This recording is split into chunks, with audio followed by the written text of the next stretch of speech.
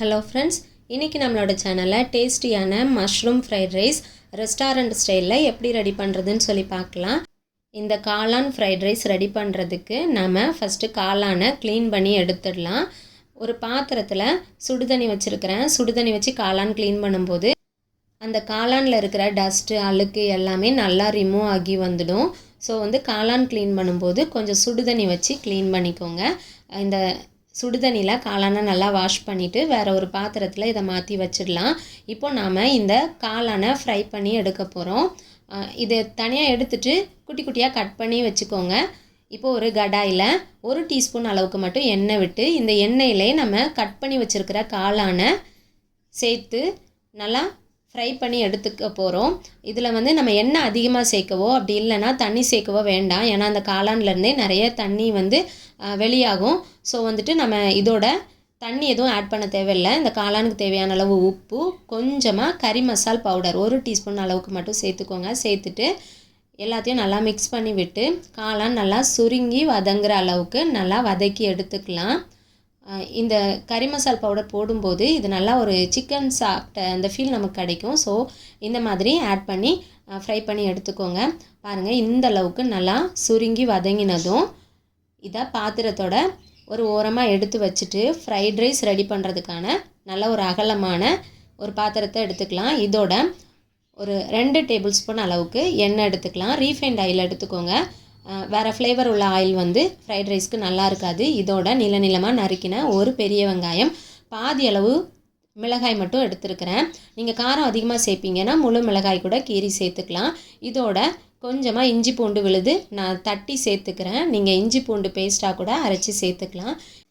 இஞ்சி பூடோட பச்சை வாசனை போகிற வரைக்கும் நல்லா மிக்ஸ் பண்ணி விட்டுட்டு இப்போது இதோட நறுக்கி வச்சுருக்கிற முட்டைக்கோஸ் ஆட் பண்ணிக்கலாம். 2 கைப்பிடி அளவுக்கு கோஸ் ஆட் பண்ணிக்கோங்க. ஃப்ரைட் ரைஸ்க்கு இந்த முட்டைக்கோஸ் ரொம்ப இம்பார்ட்டன்ட். ஸோ நீங்கள் கண்டிப்பாக ஒரு 2 கைப்பிடி அளவுக்கு ஆட் பண்ணிக்கோங்க. நான் இன்றைக்கி 3 பேர் சாப்பிட்ற அளவுக்கு ஃப்ரைட் ரைஸ் ரெடி பண்ணுறேன். நல்லா இந்த முட்டைக்கோஸ் இந்த அளவுக்கு சுருங்கி வதங்கினதும் இதோட நம்ம கட் பண்ணி வச்சுருக்கிற மற்ற வெஜிடபிள்ஸ் ஆட் பண்ணிக்கலாம். ஒரு கேரட், 4 பீன்ஸு, ஒரு சின்ன சைஸில் உருளைக்கிழங்கு ஆட் பண்ணிக்கிறேன். உருளைக்கிழங்கு ஆப்ஷனல் தான். எனக்கு இந்த ஃப்ரைட் ரைஸில் உருளைக்கிழங்கு போட்டு சாப்பிட பிடிக்கும். ஸோ நான் அதை ஆட் பண்ணிக்கிறேன். இப்போ ஒரு குடைமிளகாயை நீளமாக இந்த மாதிரி நறுக்கி சேர்த்துக்கலாம். ஃப்ரைட் ரைஸ்க்கு காய்கறி எல்லாம் நல்லா வதங்கணும்னு அவசியம் இல்லை. ஒரு 3/4 பதத்துக்கு வெந்தாலே போதுமானது. காய்கறி வேக ஆரம்பிக்கவும் இதுக்கு தேவையான அளவு உப்பு சேர்த்துக்கலாம். சாதம் ஏற்கனவே உப்பு போட்டு தான் வடித்து வச்சுருப்போம். ஸோ அந்த காய்கறிக்கு தேவையான அளவு மட்டும் உப்பு சேர்த்துட்டு 1 டீஸ்பூன் அளவுக்கு மட்டும் மிளகுத்தூள் சேர்த்து 3/4 பதத்துக்கு வெந்து வந்ததும் இதோட நம்ம ஃப்ரைட் ரைஸ் மிக்ஸ் சேர்க்க போகிறோம். நான் ஹாப்பிமா fried rice mix green colour packet எடுத்துருக்கிறேன். இதில் ஆரஞ்சு கலர் பாக்கெட்டும் உண்டு. பட் க்ரீன் கலர் பாக்கெட் தான் டேஸ்ட் நல்ல ஒரு ரெஸ்டாரண்ட் ஸ்டைலில் இருக்கும். 2 டீஸ்பூன் அளவுக்கு ஃப்ரைட் ரைஸ் மிக்ஸ் சேர்த்துட்டு எல்லாத்தையும் நல்லா மிக்ஸ் பண்ணி விட்டுடலாம்.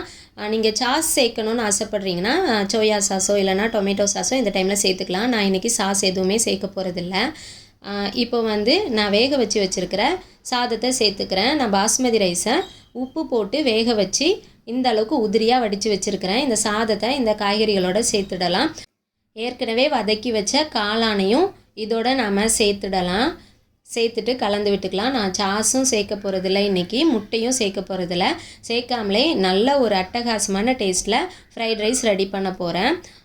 இப்போது இது எல்லாத்தையும் கலந்து விட்டுட்டு 1 டீஸ்பூன் அளவுக்கு மட்டும் சிக்கன் மசாலா சேர்த்துக்கிறேன். அப்புறம் ஹாப்பிமா ஃப்ரைட் ரைஸ் மிக்ஸ் பாக்கெட்டில் நம்ம ஃபஸ்ட்டு கம்மியாக தான் சேர்த்தோம் இல்லையா. இப்போது ஒரு 3/4 பாக்கெட் அளவுக்கு மட்டும் இந்த ஃப்ரைட் ரைஸ் மிக்ஸையும் சேர்த்துட்டு எல்லாத்தையும் நல்லா கலந்து விட்டுக்கலாம்.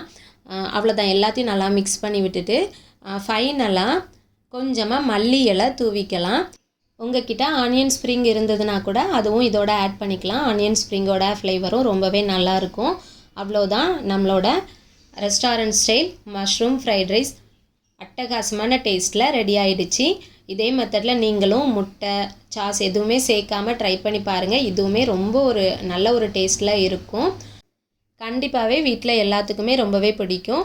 ஃப்ரெண்ட்ஸ், இந்த வீடியோ உங்களுக்கு பிடிச்சிருந்தால் மறக்காமல் லைக் பண்ணுங்கள். இதே மாதிரி நிறைய ரெசிபீஸ்க்கு நம்மளோட சேனலை மறக்காமல் சப்ஸ்கிரைப் பண்ணிவிடுங்க. Thank you friends.